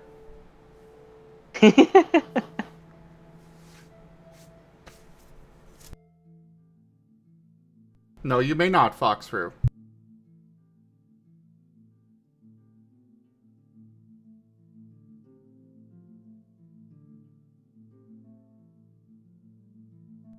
I don't know what you mean by denouement episode, Lightpaw.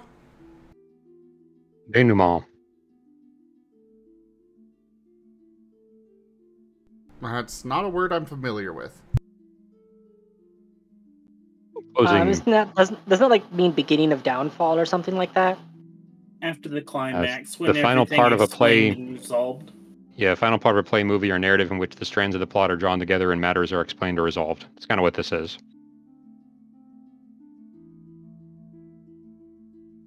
Yeah, there Why was we have going question time. there was going to be a denouement. Denouement. I can't pronounce it. Denouement. There was going to be a couple, It's French. 1 or 2 episodes like that, but the series, the campaign ended up getting canceled ahead of schedule, so that never got a chance to happen. So here we are. The epilogue is functioning as that.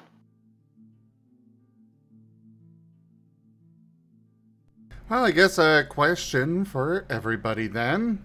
Where are your characters going to from here? You know, assuming, the story ends with us having won and all of that stuff, where does your character go from here? Where are they in 5 years from now? Etc. Time travel tourist.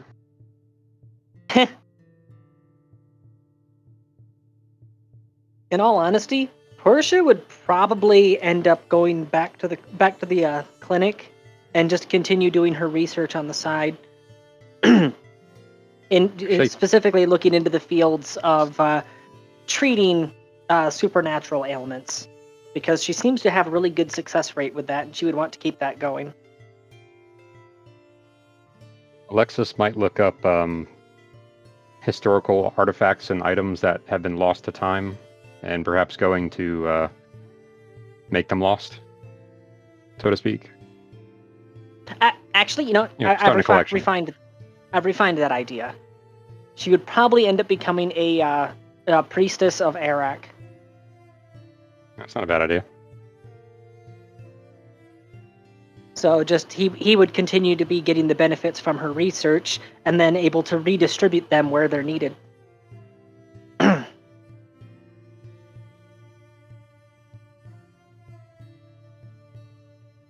Alright, dinner is at the door. Great playing with y'all, and hopefully we'll see you around in the future. Yeah, thanks for Have joining. fun. Yeah. See you later. This stick in the mud would probably get in the tank and, hey look, time to go to the next chantry.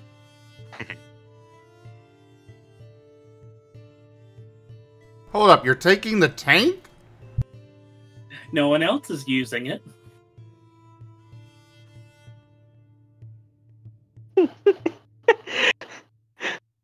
Wizard took my tank. Can't have shit in Detroit.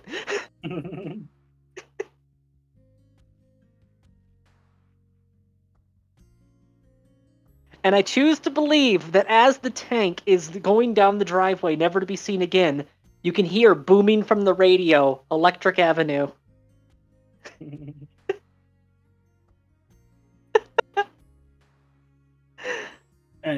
Timber has a question for you, Portia. Arak is a god of healing whose manifestation is an anthropomorphic spider.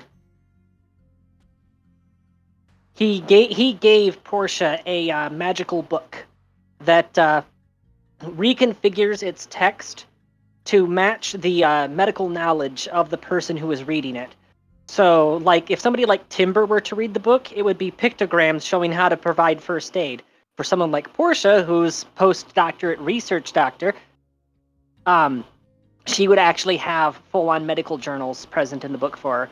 And the book has a single blank page in the back, and anything that you write on that page is directly sent to Arak. And it is a form of two-way communication. He can make words appear on the page to respond. And Portia has actually used that to as part of her ongoing deal with him, when she does research new things, she will copy over medical journals, schematics, that sort of thing for him to add to his knowledge base.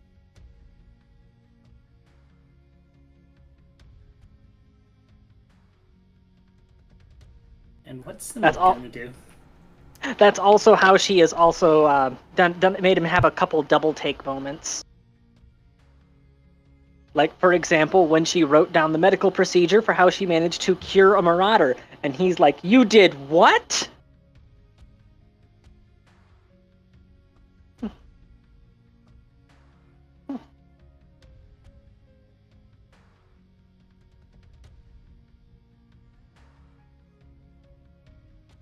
And for let Senel, off with the dietary, it was they wouldn't have noticed that it would have changed. yeah, Lightpaw, the furrification thing went unnoticed by the world as a whole. So, like, yeah, technically that vegan might have woken up as an obligate carnivore. However, they wouldn't really... Their history would have adjusted for them to have been a carnivore their entire life. Dirk Nachtkind. What we're doing right now is this is an epilogue / Q&A session because we ended a campaign with a lot of questions left unanswered because we had to end it prematurely.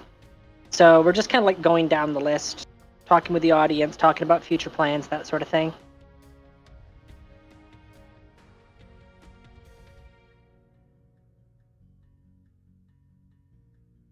And don't worry, I'm not going after any Bawillas.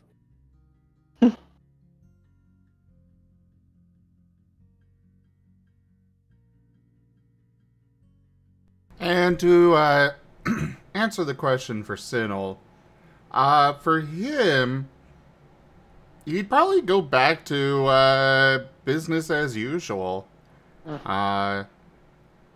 Continuing his filmmaking, his special effects career, continuing his Marten rescue and whatnot. To answer a question that Burrito just asked over in my chat, what would Portia do if someone wanted to have their gender changed?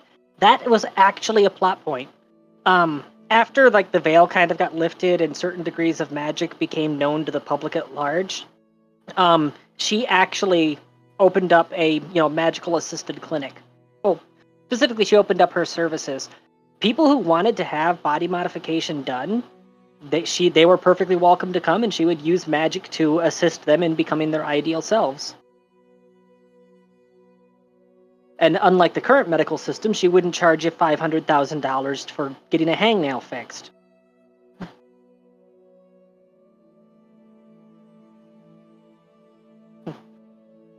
But yeah, no, she for a long period of time she had 5 dots in life, and then near the end ended up getting 6 dots. So for her to change somebody's gender is nothing but a snap of the fingers. In fact, she changed her own gender mid-sentence once just to rub it in the face of a misogynist. The big question, fun. Whose fingers do you have to snap before they change? Yours, if you keep acting like that.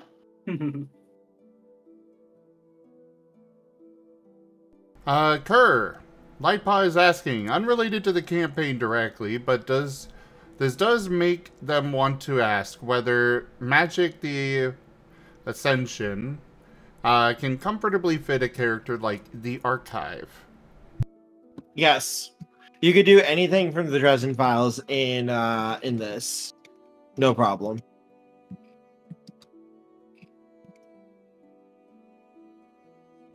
I actually don't know who that character is. Have you read any of the Dresden Files? The only Dresden Files that I have direct familiarity with are the ones that were narrated during Zim streams.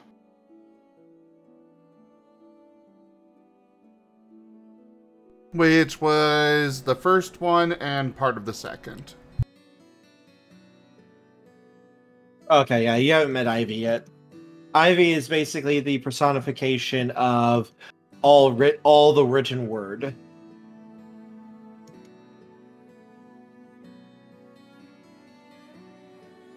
So the archive, in a more expanded explanation, anything that is written or typed or so on and so forth onto paper or any other form, she immediately knows. And she houses all of that information. I don't recall it ever say that it's also anything spoken. No, it has to be written down. Though it does include computers now. Good lord, imagine housing all written word across the entirety of the internet. Or even for a god, that's got to be excessive. Also has the memories of every past archive as well. So anything that a former archive knew, you get all of their lives and memories as though you'd lived it.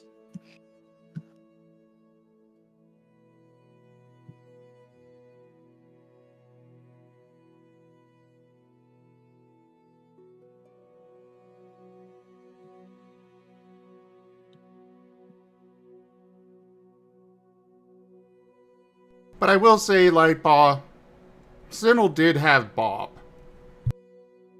Yes, Sinel did have Bob. Because Bob is great.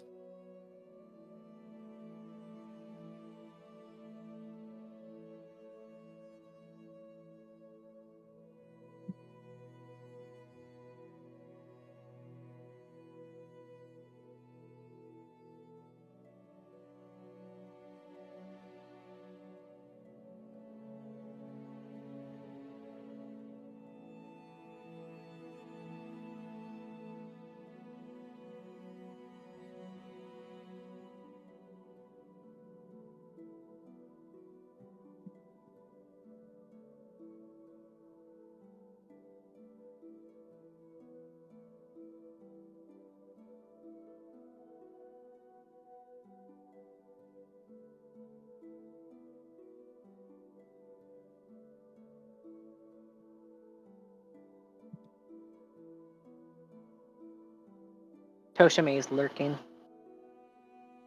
Lurking.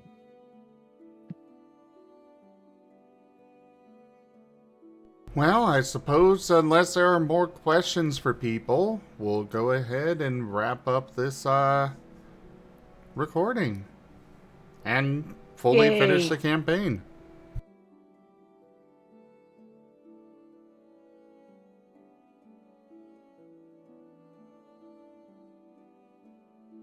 So, final call for questions, everybody.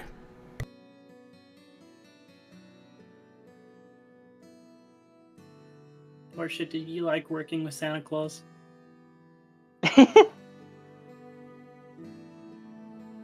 I'm trying to remember exactly when and how that happened. I need to refresh my memory.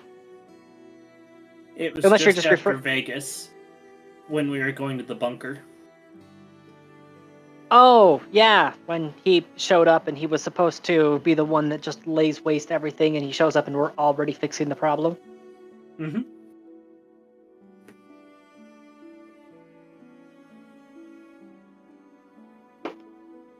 Yeah, that was actually a fun moment for me because I had a chance to act completely within Portia's paradigm. Is that she doesn't care about what else is going on there. She sees a bunch of wounded people, she's going to treat them, period.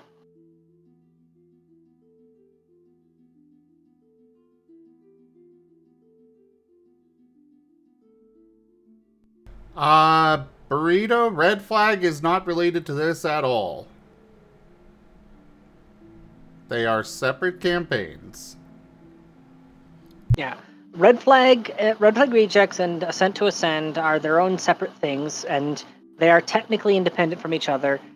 The only real connections that could be drawn between them are Greaves and in the thinnest of margins, the reincarnation mechanic that I have with my characters across campaigns. But there are certain campaigns that are excluded from that by storyteller or showrunner request, such as the currently planned but not yet implemented Digimon campaign. My character Serene will be completely independent of the other incarnations for the whole, reincarnation thing.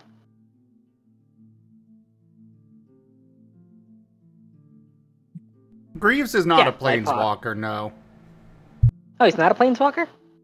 No. Because I know the story behind Greaves, but I just figured that, like, mechanically speaking, that's what he qualified as. Nope. First off, he's able to travel through time as well. And he's able to exist in more than one place at the same time. Yeah, he just goes wherever and does whatever he wants. Greaves is a simple gnomish merchant. He just exists in a higher narrative level.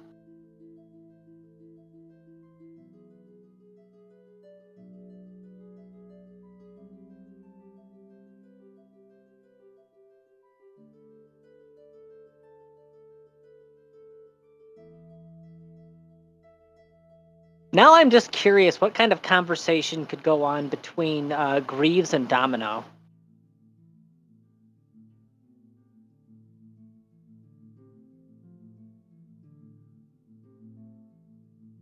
Don't worry about it.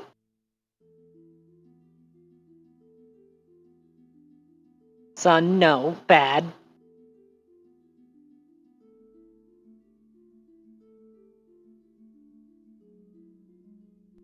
Greaves may employ some fair folk. Yes, employ is a okay word for it.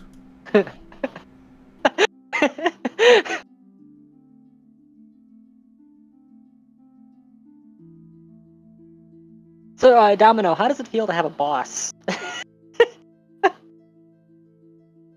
He doesn't have a boss, he has coworkers.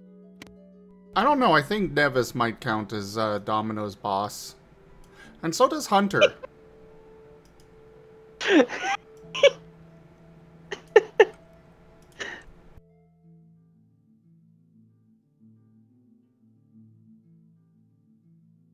Coworkers. I haven't often seen one coworker leading another coworker around on a leash.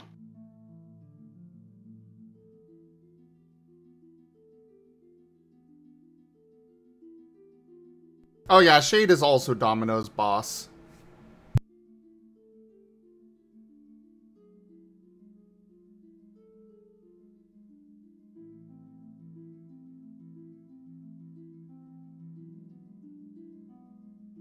The Domino is what's referred to in the BDSM community as a brat.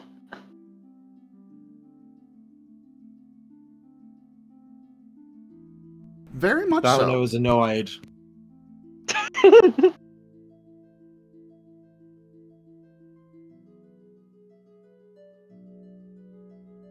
Does that mean that he ruins the freshness of the pizza? There is no pizza. Krusty Krab pizza is the only pizza.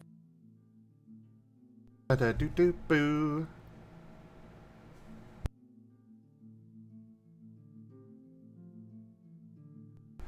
Alright, let's go ahead and wrap this up. Thank you everybody for joining us on this adventure with Horizon Lost World of Darkness Mage. There are many more campaigns to come here on the channel. I look forward to all of you coming and joining me for all of them. But for now, check out our website, zgfgaming.com. We've got links for our Discord, Telegram, Mastodon, Blue Sky, Patreon, and more. There on the website as well as down in the description below through our link tree. Thank you to my patrons, tippers, and subscribers. It is your support that keeps this channel alive and going. I cannot do this without your guys' help and your support, so thank you. Consider becoming a patron over at patreon.com/zgfgaming. It is one of the best ways to support the channel, though you can also do so by sharing the stream around, as well as coming by, hanging out, grabbing packs of cards to stream loots, using our Humble Bundle partner link, or simply coming by and hanging out and bringing your friends in. But for now, thank you so much for joining, and I bid you all the most fondest adieu. Bye. Bye, everyone. Goodbye and hello.